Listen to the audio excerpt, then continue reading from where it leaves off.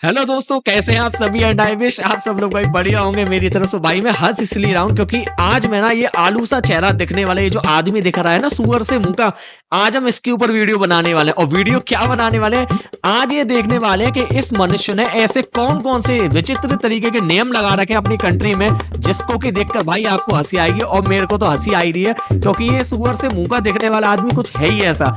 इसने इतना आतंक मचा रखा है। उसी आतंक के बारे में ना आज हम इस वीडियो में देखने वाले हैं और आप भी हंसोगे जरूर कि इसने किस किस तरीके के अपनी कंट्री में नियम लगा रखे हैं। मैं तो कह रहा हूं भाई अगर इस कंट्री में कोई पैदा हो रहा है ना तो पैदा होते ही मर जाए क्योंकि ये तो आदमी जीने नहीं देगा भाई साहब। ये आपको भी पता होगी, ठीक है। तो अब बिना समय बर्बाद करते हुए ना पहले इस आदमी की हरकतें देख लेते हैं कि इस आदमी ने ऐसे कौन कौन से नियम लगा रखे हैं जिसकी वजह से तुम्हें हंसने पर मजबूर होना पड़ रहा है। तो बिना समय बर्बाद करते हुए वीडियो को स्टार्ट करते हैं। इसमें जो सबसे पहले नंबर का रूल है वो ये है कि कम से कम दोस्तों आप अपनी जिंदगी में ना अपनी मनपसंद चाहे जो हेयर स्टाइल होती है आप उसको रख तो सकते हो। तो इस कबाड़ी ने क्या कर रखा है, औरतों के लिए अलग हेयर स्टाइल निकाल रखी है और आदमियों के लिए अलग हेयर स्टाइल निकाल रखी है। स्क्रीन पर आप देख सकते हैं कि औरतों के लिए जो इसमें हेयर स्टाइल दी गई है केवल और केवल वही वियर कर सकती हैं और सेम ऐसी आदमियों के लिए अगर तुमने कुछ भी उल्टा सीधा अपनी मर्जी का इधर उधर का बाल नचा लिया तो ये तुम्हारी टांट को गंजा कर देगा और खोपड़ी पे ऐसा उस तरह फिराएगा कि तुम्हारी खोपड़ी पर कभी बाल नहीं आएगा। भाई ये उस तरीके का हरामी आदमी है। तो एक ये सबसे बड़ा विचित्र रूल है इसका। रूल नंबर 2 भाई साहब, इसका ये इतना खतरनाक मतलब रूल है कि इतना सनकी आदमी है भाई, इसके सनकपने की आप हद देखो कि अगर मान लो कि आपने कोई गलती कर दी तो भाई आपको 3 जनरेशन तक का आपको भुगतना पड़ जाएगा। अगर मान लो दादा ने किसी की हत्या कर दिया, उसने कोई गलती कर दी तो भाई दादा तो भुगतेगा अलग, उसका छोरा भुगतेगा और छोरे का छोरा भुगतेगा, यानी कि दादा का नाती भी भाई साहब जेल की सलाखों के पीछे होगा। इस तरह की इसने मतलब प्रॉब्लम खड़ी कर रखी भाई, सलाखों के पीछे 3 जनरेशनों को टांग देता है। तो इसीलिए इस रूल को 3 जनरेशन पनिशमेंट रूल तक कह देते हैं क्योंकि गलती एक करता है उसकी सजा अगली 3 पीढ़ियों को भुगतनी पड़ती है। तो भाई यहाँ अगर कोई मतलब उल्टा सीधा हरकत करने की सोचता भी है ना तो इस डर की वजह से तो रह ही जाता होगा भाई साहब, क्योंकि यार मतलब तुम भुगतोगे चलो वो ठीक है, भाई तुम्हारी 3 पीढ़ियां भुगतेंगी। भाई ये नरक का आदमी पता नहीं कहां से इस धरती पर आ गया, भगवान ही जाने भाई। तो इसका ये दूसरा सबसे बड़ा जो ये जो रूल है ना, बड़ा खतरनाक रूल है और मुझे लगता है इसी रूल की वजह से ना इस मतलब जो नॉर्थ कोरिया है इसमें कहीं ना कहीं ऊधमबाजी भी कमी होती होगी। जैसे अदर कंट्रीज में हो जाती है ना, किसी का मर्डर कर दिया, किसी का रेप कर दिया, खुले घूमते हैं, किसी की कोई परवाह नहीं।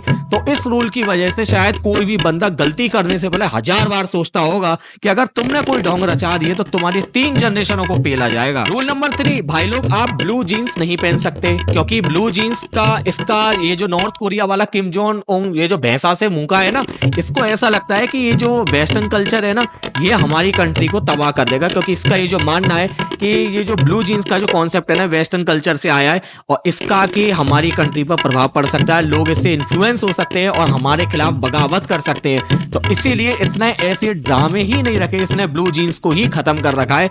तो आप ब्लू जीन्स भी यहाँ नहीं पहन सकते। अगला जो रूल है वो ये है भाई साहब, आप इसमें किसी अदर कंट्री का आप गाना तक नहीं सुन सकते। किसी भी बाहर की जो कंट्री होती है उनके जो डिफरेंट सॉन्ग होते हैं, अलग अलग सिंगर के जो गाने होते हैं वो आप इस कंट्री में बिल्कुल भी नहीं सुन सकते। इसमें आपको वही दिखाया जाएगा या आप इसमें वही देखोगे जो आपको दिखाया जाएगा। ये आप लोग भी जानते हैं इस तरह की कंट्री में भाई ये जो नॉर्थ कोरिया वाला आदमी है ना ये अपने ही दिखाए हुए चैनलों को दिखाता है। तो इसीलिए आप अदर तरीकों की किसी भी तरह की गानों को आप नहीं सुन सकते, अलाउ ही नहीं है, मतलब आप बेच ही नहीं सकते भाई। तो यहाँ ऐसा बुरा मामला है जिससे कि मतलब आपके रोंगटे खड़े हो जाएंगे। मैं तो ये बोलता हूँ कि लोग टाइम पास कैसे करते होंगे यार इस चीज को सोच के भाई कि अगर मतलब आप क्या ही सुनोगे, आपके पास आजादी नहीं है, आपके पास इवन मूवमेंट तक नहीं है, आपको 1000 बार सोचना पड़ेगा कि मैं कहां जाऊं। अगर आपको जाना भी है ना कहीं आपको इनकी परमिशन तक लेनी पड़ जाएगी।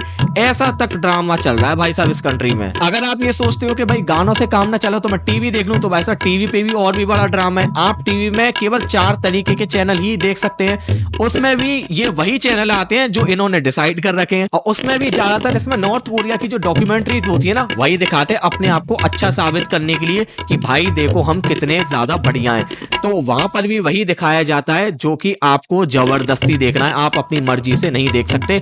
लेकिन जो चीज जो मेरे को भी पता है वो ये लोग इसमें ना मतलब पेन ड्राइव या इधर उधर सीडी वीडी लगा के भी अपना काम चला लेते हैं। लेकिन अगर पुलिस को ये पता चल जाता है कि भाई लोग ऐसा करें तो उनकी तो वैसी मौत आ जानी है। तो इस तरीके का भी आपको यहाँ देखने को मिलेगा कि आप केवल वही देख सकते हैं जो कि आपको टीवी पर दिखाया जा रहा है। दोस्तों नॉर्थ कोरिया की जो जीडीपी है, जो इसकी इकोनॉमी है, ऐसा नहीं कि बहुत ज्यादा बूम पर है, मतलब ठीक ठाक है, मतलब कंडीशन इसकी डोलड्रम जैसी कंडीशन है।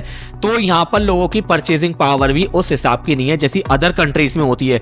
तो भाई लोग आपको यहाँ पर जो लैपटॉप, एसेसरीज, जितनी भी मतलब इलेक्ट्रॉनिक्स वाले जो आइटम है ना, वो काफी ज्यादा महंगे हैं। तो जब महंगे होने की वजह से ना, अगर कोई बंदा कोई लैपटॉप खरीदना चाहता है तो गवर्नमेंट की परमिशन लेनी पड़ेगी यहाँ पर लैपटॉप लेने के लिए। ऐसी तक हाल है, क्योंकि इनको ये लगता है कि अगर कोई बंदा ऐसे ही मन चाह उठ के लैपटॉप परचेज करने लग जाएगा तो इनकी सिक्योरिटी को हार्म हो सकता है। तो अगर आपको वो लैपटॉप परचेज करना है तो भाई साहब आपको इनसे परमिशन लेनी पड़ेगी। दोस्तों आपने जैसे तैसे करके मोबाइल का जुगाड़ कर लिया, आपने लैपटॉप का इस्तेमाल कर लिया, लेकिन आपको उनको एक्सेस करने के लिए भाई नेट तो चाहिए ना। तो भाई साहब इसमें नेट का भी एक बहुत बड़ा ड्रामा है। इनके यहाँ इंटरनेट को वांगयोंग बोलते हैं, जिसको कि ये ब्राइट बोलते हैं, जो कि मतलब यहाँ पर जो इंटरनेट है ना उसका इन्होंने नाम दे रखा है। और यहाँ केवल 28 वेबसाइट ही अलाउड है और इन्हीं 28 वेबसाइटों को आप एक्सेस कर सकते हो। इसके अलावा आप कुछ भी एक्सेस नहीं कर सकते। अगर आपको ये लगता है ना कुछ उल्टी सीधी ढोंगबाजी वाली चीजें करके देख लो तो आप नहीं कर सकते। हाँ, आप वीपीएन का इस्तेमाल करके आप जरूर कर लोगे, लेकिन भाई साहब आप लीगली तौर पे आप 28 वेबसाइटों को ही आप एक्सेस कर सकते हो। इतना बुरा हाल है भाई साहब यहाँ पे यार। एक और नियम जिसको कि आपको शायद अजीब लगेगा, अजीब तो है ही है, डेफिनेट है भाई अजीब, क्योंकि ये आदमी ही अजीब है तो इसके नियम तो भाई अजीब होंगे ही होंगे। एक नियम जो शायद अजीब भी है लेकिन थोड़ा बहुत कारगर भी सिद्ध हो सकता है, वो ये कि भाई 2008 में क्या हुआ कि साउथ कोरिया ने ना इसको अपना जो फर्टिलाइजर है वो देने से मना कर दिया। अब जब फर्टिलाइजर देने से मना कर दिया तो भाई जो खेत है उसको उपजाऊ कैसे बनाया जाए। एक खेत को उपजाऊ उसकी फर्टिलाइजर से ही बनाया जा सकता है ना, सब्जी तभी तो बढ़िया बनेगी। तो भाई साहब इन्होंने क्या नियम लगाया पता है, आपका दिमाग खराब हो जाएगा, क्योंकि मेरा भी दिमाग खराब हो गया भाई। इन्होंने कहा पर सिटीजन से कि भाई साहब आपको अपना पूप इकट्ठा करना है, वो भी 100 किलो पर सिटीजन। 100 किलो पर सिटीजन पूप आपको इकट्ठा करना है और आपको अथॉरिटीज को देना है, सो दैट वो इसकी जो जमीन है ना वहां पे मतलब फर्टिलाइजर के तौर पे भाई इस्तेमाल कर सके। ऐसा इन्होंने भाई नियम लगाया था। मानता हूँ नियम थोड़ा अजीब है, लेकिन अजीब क्या बिल्कुल ही ज्यादा अजीब है, लेकिन भाई गंदा वाला नियम है भाई। अपनी ही उसको इकट्ठा करके अथॉरिटीज को देना, ये सबसे बड़ी दिक्कत है। अच्छा अपनी तो आदमी इकट्ठा कर लेगा, अथॉरिटीज इनको आदमियों के को लेके जाती होगी, कैसे लेके जाती होगी यार, सोच के ही हंसी आ रही है भाई। तो भाई ऐसे यहाँ पर इतने सड़े हुए नियम है।